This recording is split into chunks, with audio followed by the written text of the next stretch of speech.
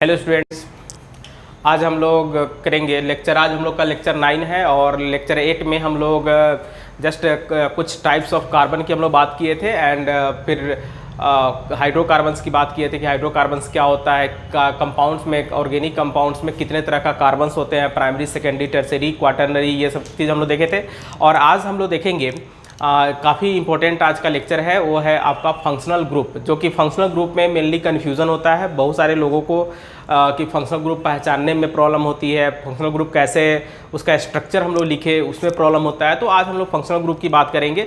और दूसरी बात हम लोग ये भी किए थे कि लेक्चर 8 में हम लोग ये चीज़ किए थे। लेक्चर 7 में हम लोग देखे थे कि कंपाउंड्स को हम लोग कितने तरह से क्लासीफाई करते हैं। तो लेक्चर 7 में हम लोग क्लासिफिकेशन ऑफ ऑर्गेनिक कंपाउंड्स किए थे, जिसमें on the basis of structure किए थे, यानी कि स्ट्रक्चर के आधार पे हम लोग कंपाउंड्स के कितने तरह में डिवाइड कर सकते हैं। और आज हम लोग देखेंगे कि कोई भी ऑर्गेनिक कंपाउंड्स को उसके फंक्शनल ग्रुप के आधार पे कैसे हम लोग उसको क्लासीफाई करेंगे। ठीक है, तो उसमें हम लोग देखते हैं। चलिए, तो अब हम लोग शुरू करते हैं फंक्शनल ग्रुप। तो आज का हम लोग का टॉपिक है वो है आपका फंक्शनल ग्रुप।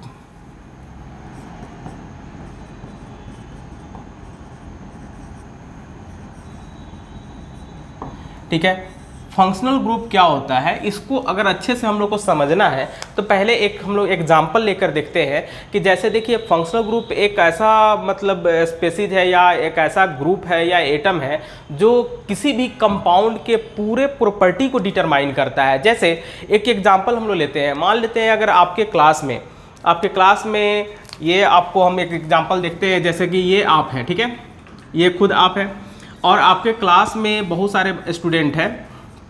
ठीक है, ये बहुत सारे स्टूडेंट हैं जिसमें दो स्टूडेंट ऐसा होता है जिसका नेम सेम होता है। ठीक है, जिसका पहला जो फर्स्ट नेम है वो सेम होता है, लेकिन सर नेम अलग अलग होता है। ठीक है, तो मान लेते हैं कि ये एक थर्ड पर्सन आदमी है।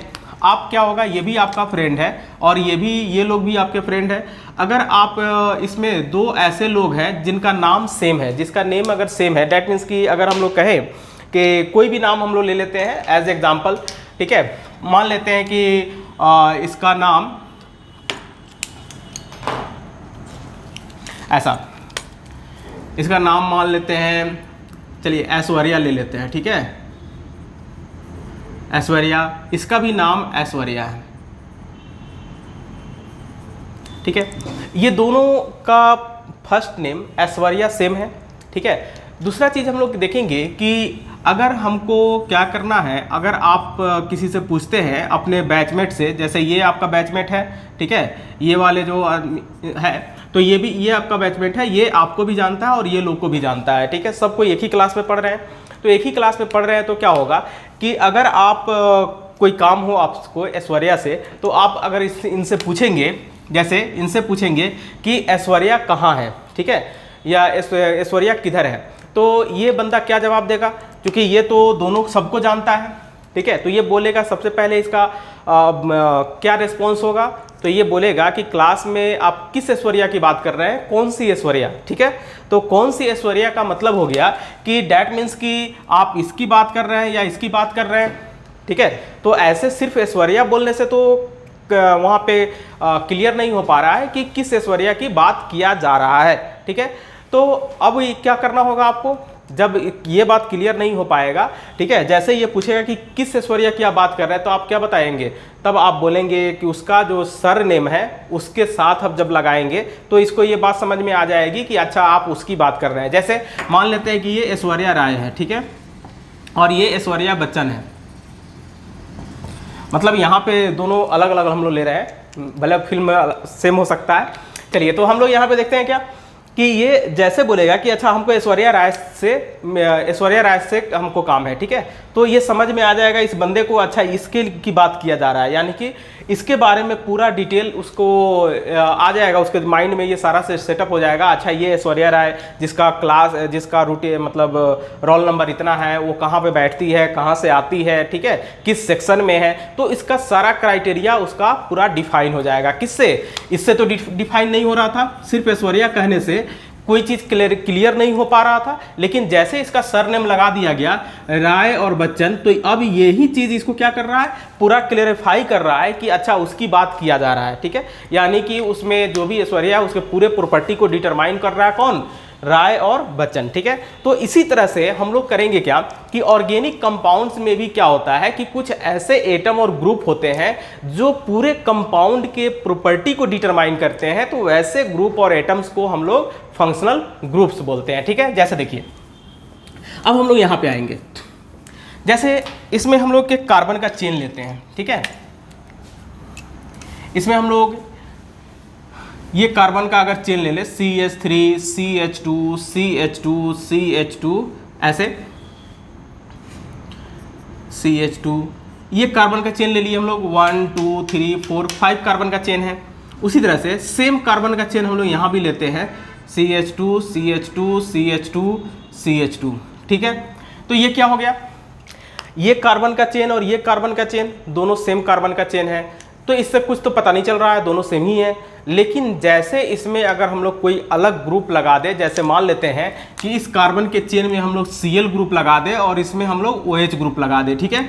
अब क्या होगा, अब ये ग्रुप जैसे यहाँ पे लगाए हम लोग Cl और OH, जैसे ये क्लोरीन ग्रुप और ये हाइड्रोक्सी ग्रुप जैसे हम लोग यहाँ पे इस कार्बन के चेन के साथ लगाए, अब क्या होगा, ये पूरे कंपाउंड का सब प्रॉपर्टी, चाहे वो फिजिकल प्रॉपर्टी हो, चाहे वो केमिकल प्रॉपर्टी हो, ठीक है, चाहे उसका आइडेंटिफिकेशन हो, ये सबका सब प्रॉपर्टी कंप्लीटली चेंज हो जाएगा। ये दोनों एकदम अलग कंपाउंड्स कहलाएंगे, यानी कि ये कंपाउंड्स हैलो अल्केन कहलाएगा और ये कंपाउंड अल्कोहल कहलाएगा, और ये दोनों का कोई भी प्रॉपर्टी एक जैसा नहीं होगा, यानी कि कंप्लीट डिफरेंट कंपाउंड्स हो गया, कंप्लीट डिफरेंट इसका प्रॉपर्टी हो गया। मतलब कि पहले जब ये दोनों नहीं था तो दोनों एक जैसा दिख रहा था, ठीक है। जैसे ये दोनों इसमें ऐड हुआ, अब ये सबका प्रॉपर्टी चेंज हो गया, यानी कि इसका पूरा आइडेंटिफिकेशन, इस पूरे कंपाउंड का आइडेंटिफिकेशन इसके आधार पर अब डिटरमाइंड होगा। तो ऐसे ग्रुप को या एटम को हम लोग बोलते हैं फंक्शनल ग्रुप, ठीक है। तो ये बात आपको समझ में आ गई होगी कि दिस एटम्स यानी कि ये और ये दोनों क्या हो रहा है, determines all the properties of this compound is called functional group, ठीक है। तो हम लोग फंक्शनल ग्रुप को डिफाइन कर सकते हैं और हम लोग डिफिनीशन में लिख सकते हैं इस तरह से, एन एटम और ग्रुप, यहाँ पे हम लोग डिफिनीशन लिख लेते हैं फंक्शनल ग्रुप का, एन एटम और group which determine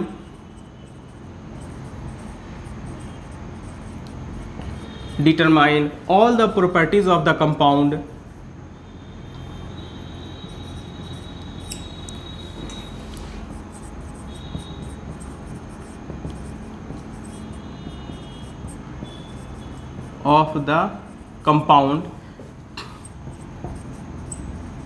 is known as functional group, ठीक है।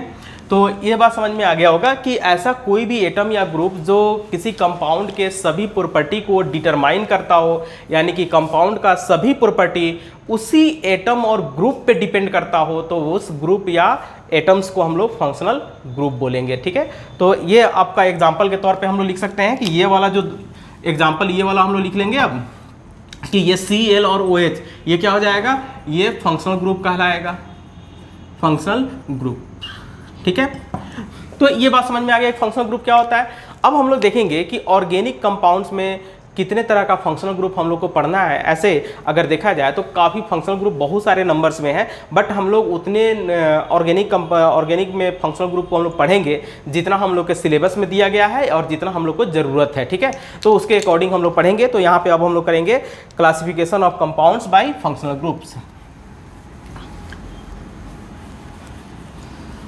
तो इस तरह से आप समझ सकते हैं कि कोई भी ऑर्गेनिक कंपाउंड अगर लिया हो और उसमें फंक्शनल ग्रुप लगा हुआ हो तो इसका मतलब कि वो अलग अलग कंपाउंड को रिप्रेजेंट कर रहा है। तो अब हम लोग क्या करते हैं, किसी भी कंपाउंड को क्लासिफाई कर सकते हैं कि अलग, अगर फंक्शनल ग्रुप अलग है इसका मतलब वो अलग तरह का कंपाउंड है, उसका क्लास पूरी की पूरी तरह से अलग है, ठीक है। जैसे अगर हम लोग, आप देखते हैं कि हम लोग अपने सोसाइटी में बहुत सारे लोग का नाम क्या होता है, अलग अलग उसमें टाइटल लगा हुआ होता है। जैसे हम लोग बोलते हैं कमल प्रसाद या कमल सिंह, तो जैसे हम लोग कमल प्रसाद या कमल सिंह बोलते हैं, ये क्या हो गया, दो अलग अलग मैन को इंडिकेट कर रहा है, ठीक है, दोनों अलग अलग पर्सन को इंडिकेट कर रहा है।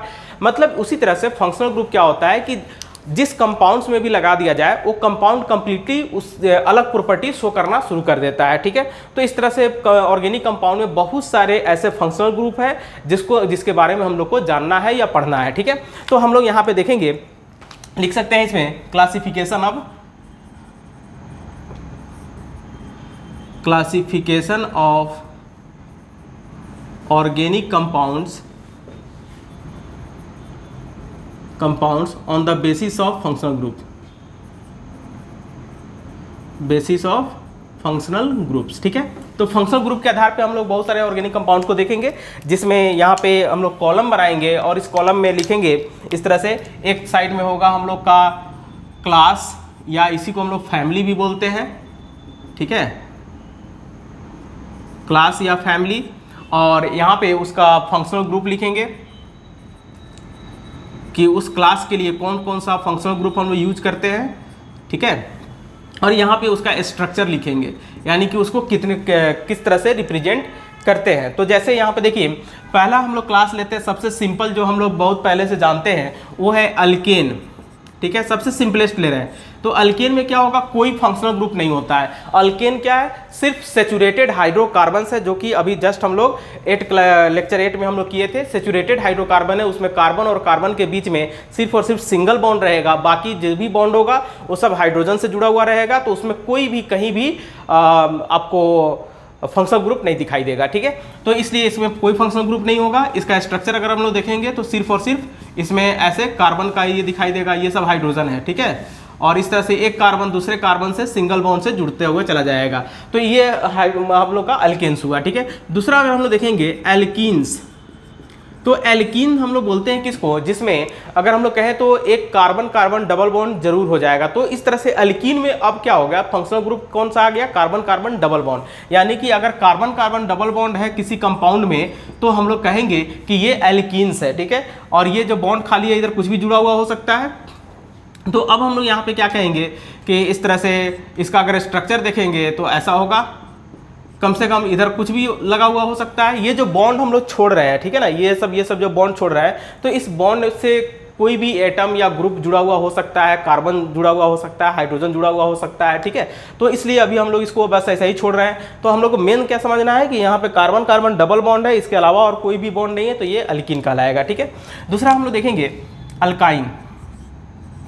सेम अल्कीन के जैसा ही क्या होगा, इसमें कार्बन कार्बन ट्रिपल बॉन्ड होगा, ऐसे एक मिनिमम एक कार्बन कार्बन ट्रिपल बॉन्ड जरूर होना चाहिए। तो ये फंक्शनल ग्रुप का काम करेगा वहाँ पे। और इसका स्ट्रक्चर भी इसी तरह से होगा। अब इसमें जितना कार्बन लगाना है आप लगा सकते हैं इस तरह से। ऐसे एक कार्बन का हमेशा देखना है कि ये 4 बॉन्ड बनाना चाहिए, ठीक है ना। तो 1 2 3 4 इस तरह से काउंट कर लेना है। तो ये फंक्शनल ग्रुप है। इसके आगे हम लोग देखते हैं, ये तो सिंपल था, हाइड्रोकार्बन्स में भी हम लोग इसको देखे थे। अब उसके आगे हम लोग आते हैं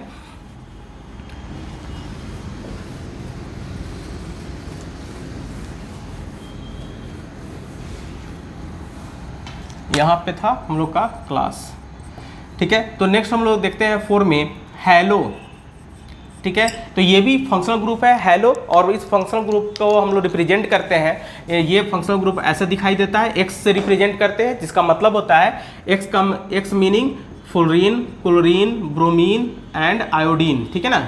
ये Br है,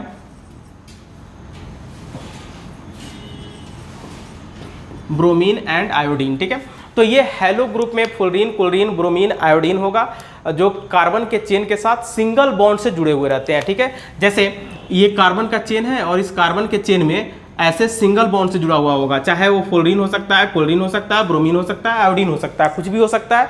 तो ये हमेशा और हमेशा कार्बन के साथ सिंगल बॉन्ड से ही जुड़ा हुआ रहेगा, इस तरह से, ठीक है।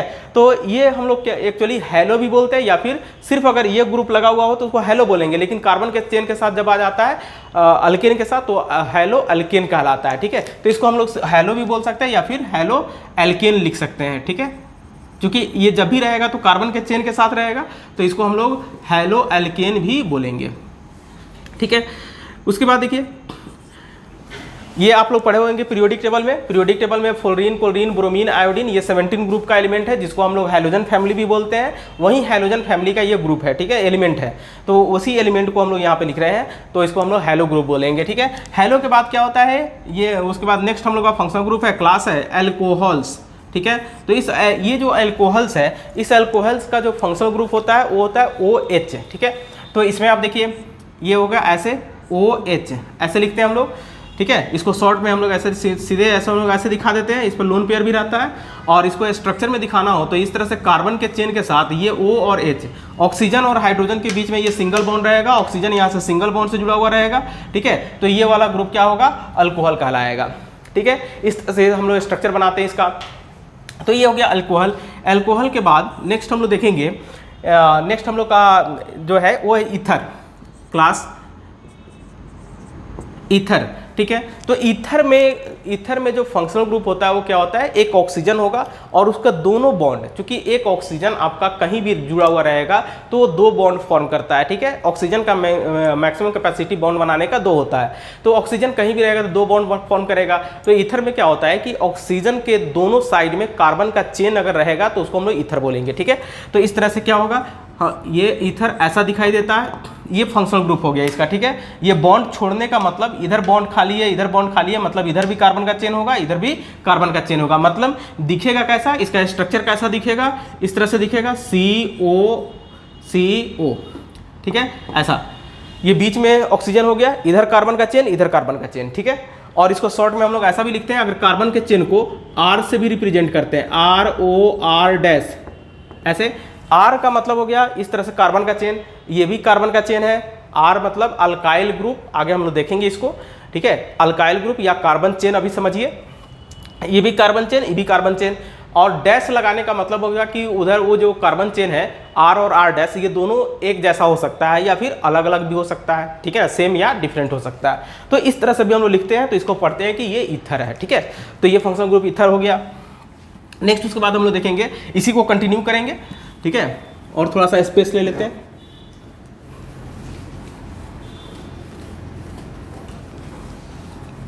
चलिए, तो हम लोग के ईथर के बाद नेक्स्ट हम लोग देखते हैं इसमें एल्डिहाइड्स, ठीक है। तो नेक्स्ट हम लोग का फंक्शनल ग्रुप है एल्डिहाइड्स।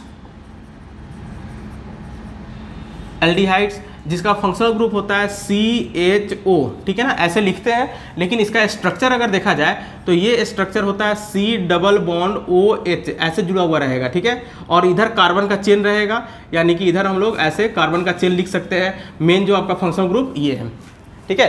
तो ये हो गया आपका एल्डिहाइड्स। तो याद रखिएगा हमेशा, लिखने का तरीका क्या है, CHO, लेकिन स्ट्रक्चर इसका क्या होगा, C+OH।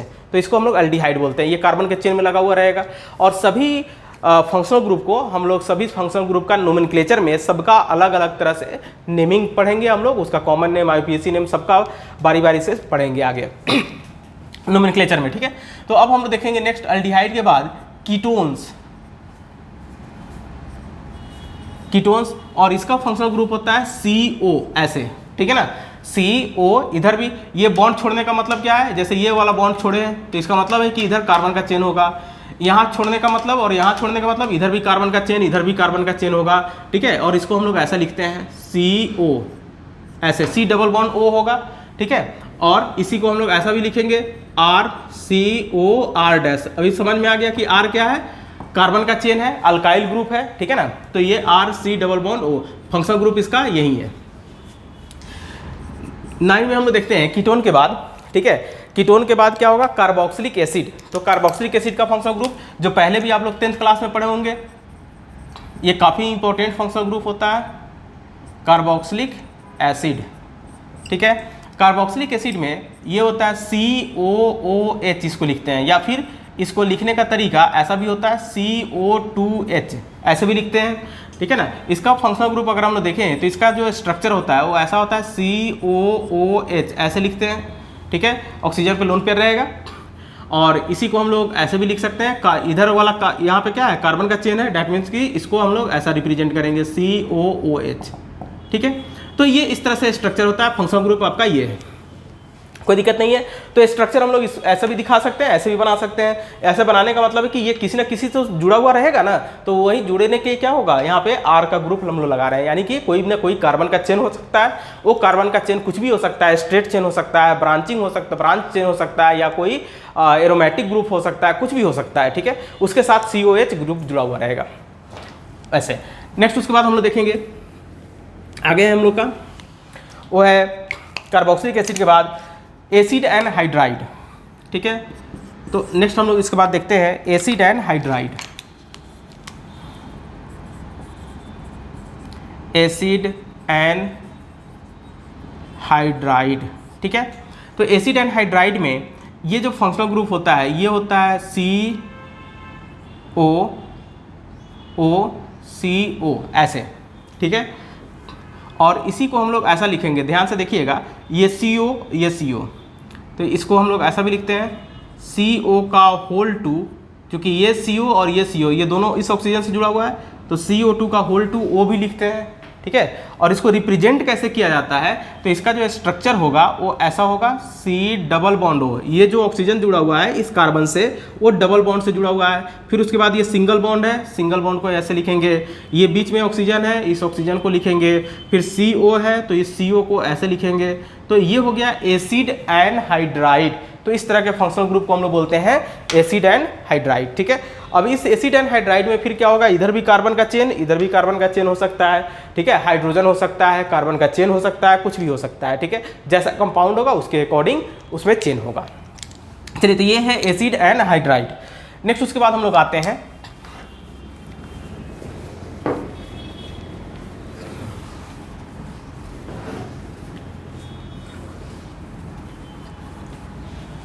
एसिड एंड हाइड्राइड के बाद है एसिड एमाइड, ठीक है। 11 नंबर में एसिड एमाइड, या फिर इसको सिंपली एमाइड भी बोलते हैं, ठीक है। एसिड एमाइड बोले या फिर एमाइड बोले। इसका जो फंक्शनल ग्रुप होता है वो होता है CONH2, ठीक है। इसका स्ट्रक्चर अगर हम लोग देखेंगे यहाँ पे, तो इसका स्ट्रक्चर ऐसा होगा CO, इसको ऐसे भी लिख सकते हैं CONH2, और चूंकि ये बॉन्ड खाली है मतलब कि ये क्या होगा, कार्बन के चेन से जुड़ा हुआ होगा, CONH2 ऐसे। तो ये आपका फंक्शनल ग्रुप हो गया और ये कार्बन का चेन हो गया, ठीक है। तो इस तरह से एमाइड हो गया। 12 में हम लोग नेक्स्ट देखेंगे, ठीक है। एमाइड के बाद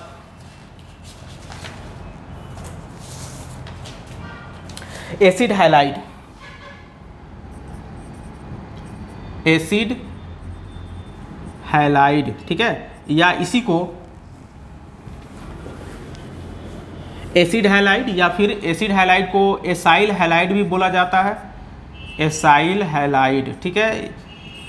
बस अभी आपको क्या करना है, फंक्शनल ग्रुप को पहचानना सीखना है, ठीक है। बहुत ज़्यादा टेंशन लेने का जरूरत नहीं है, ये सब चीज़ फिर बार बार आएगा, ठीक है, और वहाँ पे आएगा तो बार बार याद होते रहेगा। बस एक बार नाम आपको जानना है अभी फिलहाल, क्योंकि बेसिक हम लोग कर रहे हैं, बेसिक में कुछ कुछ चीज़ का नाम हमेशा याद रहना चाहिए, ठीक है। तो याद रहेगा तो आपको बार बार रिकॉल होते रहेगा। तो ये एसिड हैलाइड है। एसिड हैलाइड का जो फंक्शनल ग्रुप होता है वो होता है COX, और X ऑलरेडी बता चुके हैं कि ये X क्या होगा, फ्लोरीन, क्लोरीन, ब्रोमीन और आयोडीन हो सकता है। तो इस COX को अगर हम लोग स्ट्रक्चर बनाएंगे तो यहाँ पे क्या होगा, C डबल बॉन्ड O, और यहाँ पे X में कुछ भी लगा सकते हैं, फ्लोरीन, क्लोरीन, ब्रोमीन, आयोडीन कुछ भी लगा सकते हैं। उसी तरह से इसमें भी क्या होगा, ये बॉन्ड छुड़ा हुआ है तो ये बॉन्ड छोड़ के बदले में यहाँ पे कार्बन का चेन हो सकता है, ठीक है, और ये फंक्शनल ग्रुप होगा, कोई दिक्कत नहीं है। इसी का स्ट्रक्चर हम लोग वहाँ पे बनाए। 13 में देखेंगे एसिड हैलाइड में के बाद हम लोग आता है इसमें एमीन, ठीक है। तो एमीन ग्रुप हम लोग देखेंगे, एमीन्स, ठीक है। इस एमीन्स में क्या होगा, NH2, ये इस तरह का ग्रुप रहेगा, इस नाइट्रोजन पे एक लोन पेयर होगा।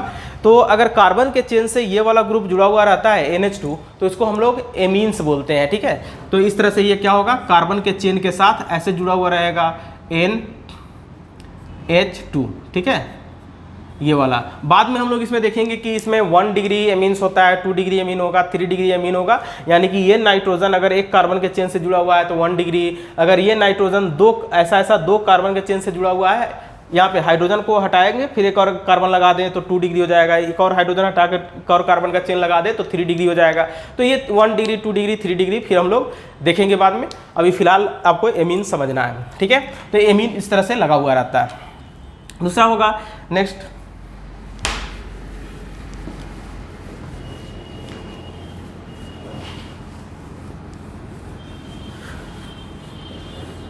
थर्टीन हो गया हम लोग का 14 नंबर, ठीक है।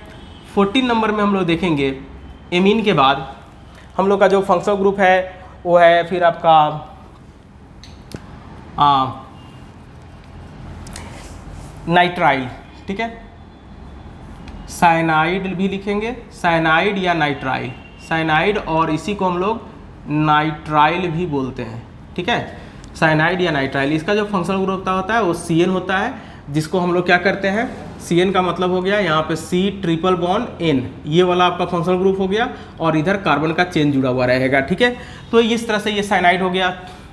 दूसरा होता है आइसोसाइनाइड, आइसोसाइनाइड, या इसी को हम लोग बोलते हैं कार्बाइल एमीन, कार्बाइल एमीन, ठीक है। ये थोड़ा सा है नेम, थोड़ा सा आपका कॉम्प्लेक्स है, अगर पहली बार सुन रहे हैं तो थोड़ा सा अजीब लगेगा, लेकिन कोई बात नहीं, बार बार रिपीट होगा तो बहुत अच्छा लगने लगेगा। तो उसके बाद क्या होगा, आइसोसाइनाइड का फार्मूला, ये फंक्शनल ग्रुप होता है NC। इसमें देखिए ये CN है, इसमें C पहले N बाद में, इसमें N पहले C बाद में, इधर कार्बन का चेन, ठीक है। तो इस तरह से हम लोग क्या कहेंगे कि ये जो होगा ये कार्बन के चेन में पहले नाइट्रोजन होगा, और इसका जो स्ट्रक्चर होता है उस स्ट्रक्चर में हम लोग क्या कहेंगे, यानी कि इसका जो हम लोग स्ट्रक्चर देख रहे हैं इसमें ऐसा होगा, ठीक है।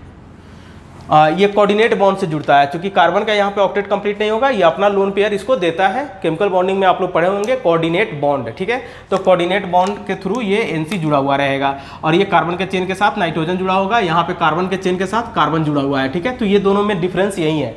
तो ये हो गया आइसोसाइनाइड या कार्बाइल एमीन, इसको आइसोनाइट्राइल भी बोलते हैं, इसका और भी नाम है वो है आइसोनाइट्राइल, ठीक है। नेक्स्ट हम लोग देखेंगे आइसोनाइट्राइल के बाद हम लोग का आएगा सल्फोनिक एसिड, ठीक है ना, एक और फंक्शनल ग्रुप। तो बहुत सारे फंक्शनल ग्रुप है जो हम लोग का इंपॉर्टेंट है, उसी को देख रहे हैं अभी। ये है सल्फोनिक एसिड,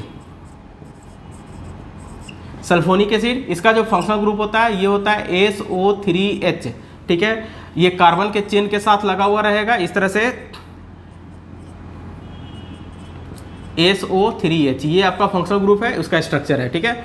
उसके बाद 17, ये हम लोग का साइनाइड एमीन और ये सब हो गया। नेक्स्ट उसके बाद हम लोग देखेंगे इसमें और भी होगा, और नाइट्रो ग्रुप, ठीक है।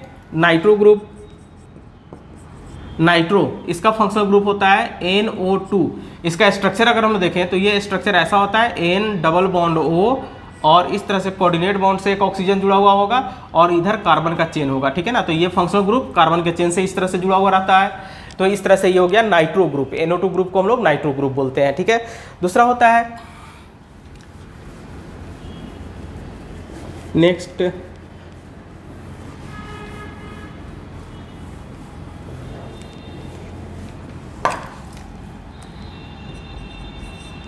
उसके बाद होगा इसी को में नाइट्राइटो, ठीक है। नाइट्राइटो में देखो ये नाइट्रो ग्रुप है, जिसमें इसका स्ट्रक्चर देखेंगे तो कार्बन के चेन के साथ ये नाइट्रोजन जुड़ा हुआ है इसमें, ठीक है, यहाँ पे नाइट्रोजन, जबकि इसमें इसका जो फंक्शनल ग्रुप होता है वो होता है ONO, ठीक है।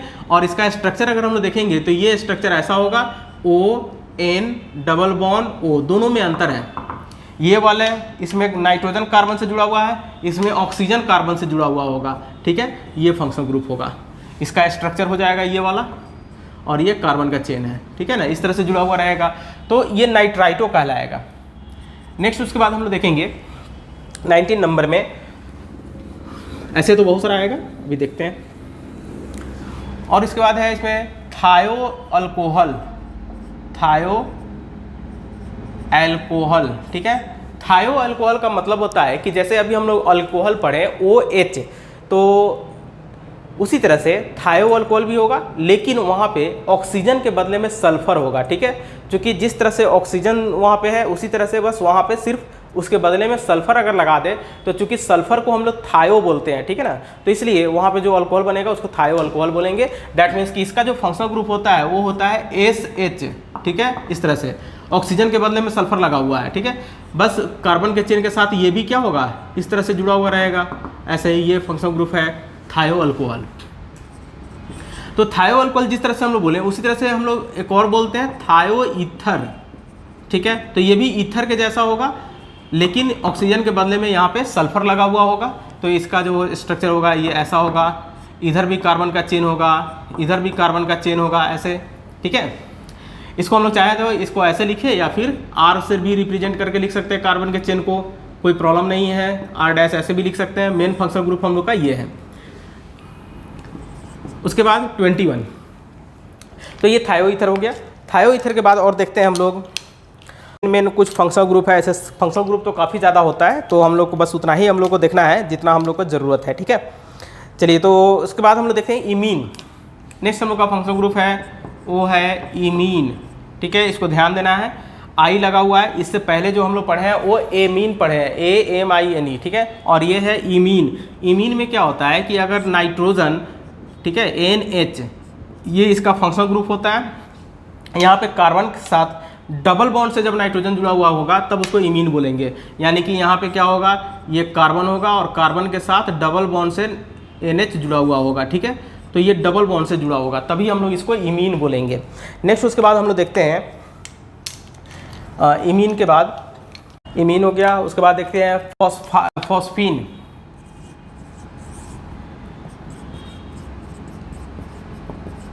फॉस्फीन ये होता है PH2, ठीक है, PH2। जिस तरह से एमीन होता है, एमीन में NH2 लगाते हैं, उसी तरह से यहाँ पे क्या होगा, PH2 हो जाएगा, ठीक है, ऐसे। और ये कार्बन के चेन में ऐसे जुड़ा हुआ रहेगा PH2 से।